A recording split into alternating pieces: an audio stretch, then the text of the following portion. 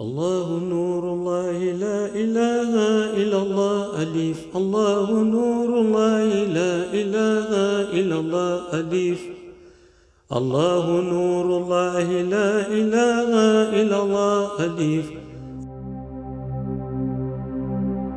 Les enseignements et la sagesse de l'imam al-Mahdi, une preuve décisive de sa mission.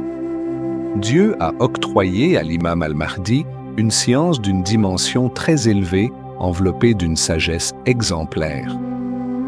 C'est un homme à qui Dieu a octroyé une science qui se renvoie au ilm ladanoui. De ce fait, s'il enseigne un savoir, personne ne pourra le contredire. Même si un savant s'aventurerait à le faire, il ne promulguera aucune vérité qui pourrait remplacer les propos de l'imam al-Mahdi.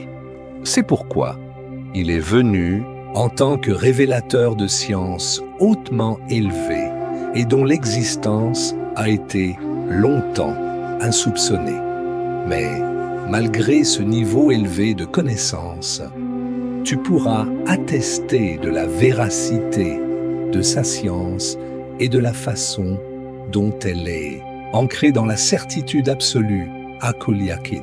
Ceci est un secret que Dieu a mis en lui, car si tu entends pour la première fois sa science, Dieu t'inspirera de sorte que tu comprennes que c'est la vérité absolue, malgré le fait que tu n'aies pas encore accès à ce mystère ou à ce niveau de science.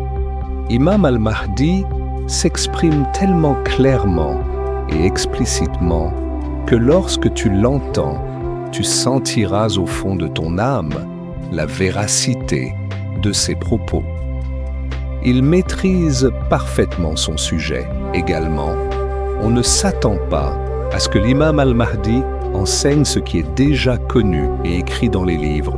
Imam al-Mahdi enseignera ce qui est caché dans les réalités et niché dans le Damirul Kauni. Il va enseigner le côté caché des choses. Il est l'héritier du prophète.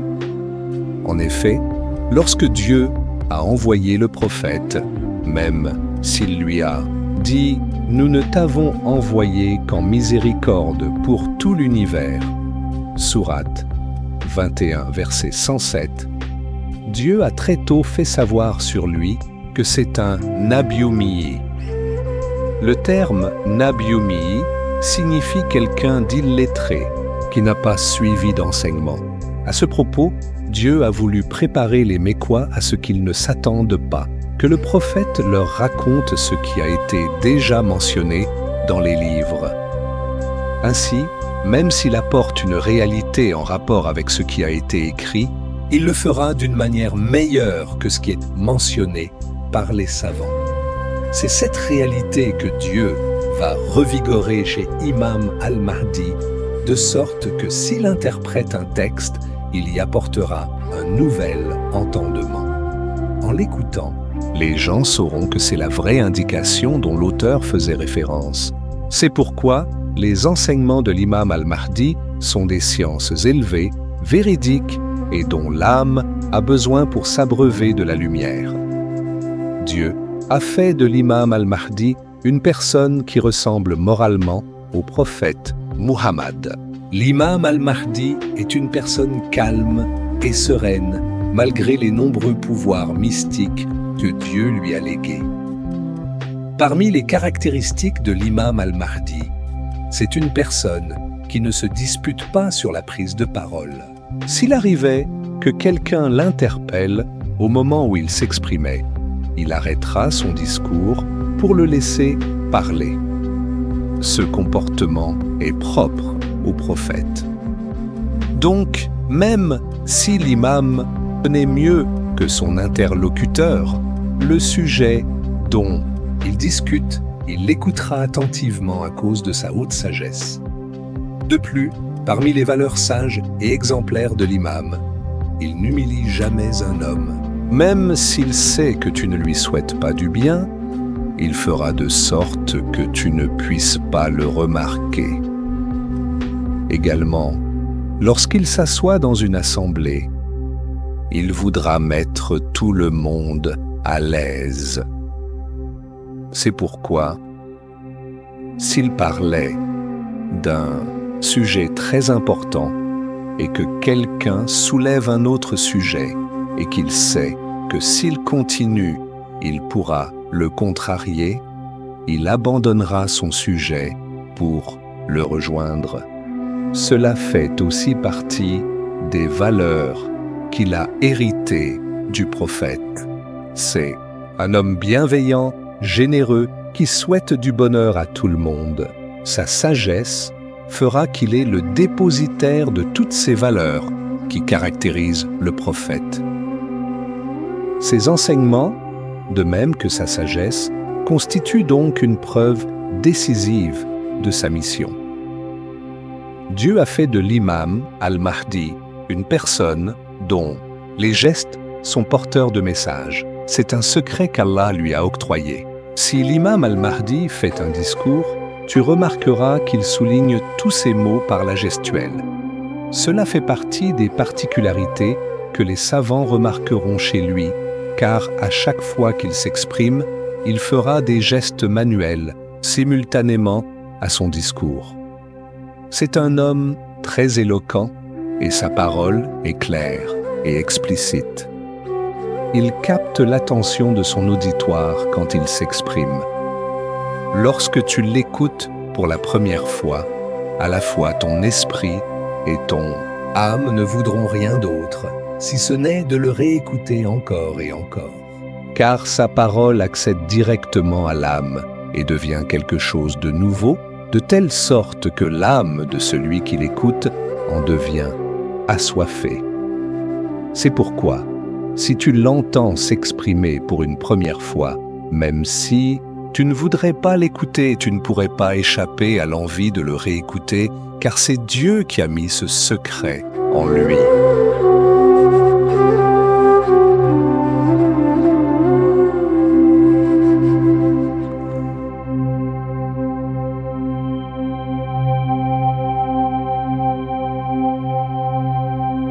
De par les gestes de ses mains lors de son discours, Imam al-Mahdi communique avec d'autres univers. Alam. Ces gestes ne sont pas fortuits, mais cachent une réalité mystique. Lorsque l'imam al-Mahdi fait de la gestuelle, il traduit ses propos à des créatures habitant les univers invisibles. Ces univers suivent donc l'imam, de par sa gestuelle, qui traduit ses paroles. Dieu a informé l'imam al-Mahdi que ce ne sont pas seulement les habitants de la terre qui le suivent, mais également les habitants du ciel, notamment certaines catégories d'anges qui ne comprennent l'imam que par sa gestuelle. Rien n'est fortuit chez al-Mahdi, et c'est un secret que lui seul connaît. Cependant, il y a d'autres secrets qu'Allah a nichés dans le discours de l'imam al-Mahdi, et un homme ordinaire peut vérifier cela. En effet, lorsque l'imam al-Mahdi tient un discours, Dieu a fait de sorte que même les sourds muets pourront saisir le sens de son discours. Dieu lui a donné un pouvoir tel que, lorsqu'il parle, toutes les créatures le suivent avec intérêt. C'est Dieu qui a permis ce miracle chez l'imam al-Mahdi.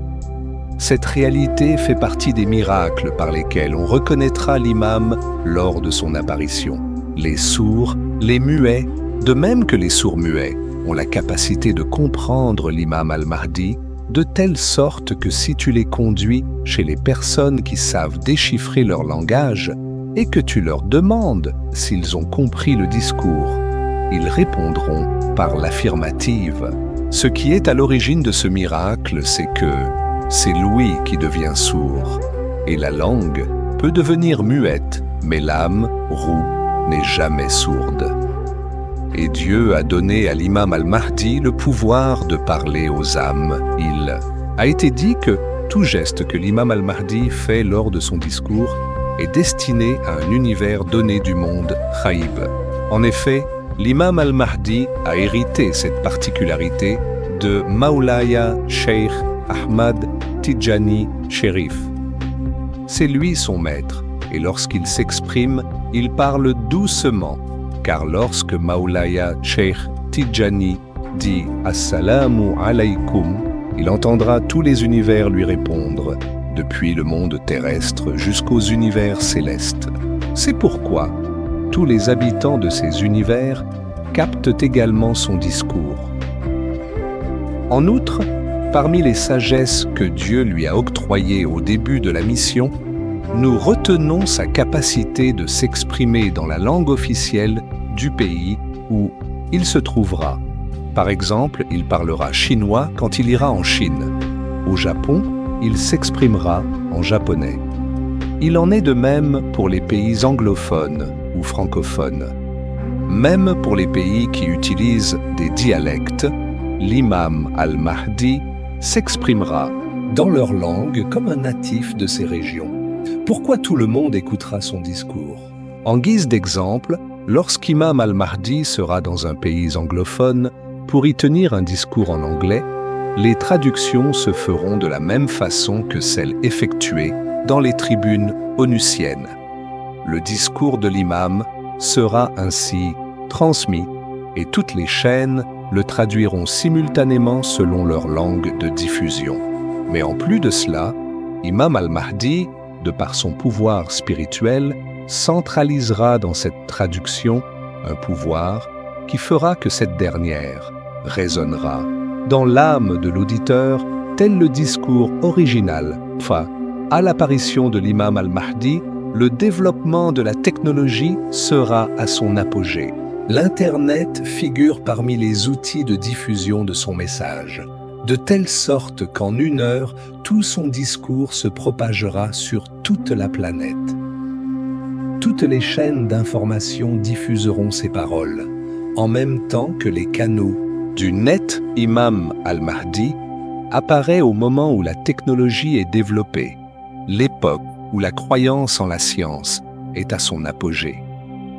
Cependant, bien qu'il possède un pouvoir supérieur à la technologie, il ne va pas la réduire à néant, car c'est grâce à cette dernière qu'il diffusera principalement son message. À son apparition, la technologie ne va donc pas disparaître. Cependant, Dieu lui a donné le pouvoir de maîtriser la technologie pour la manipuler à sa guise. Dajjal mènera une guerre médiatique contre lui.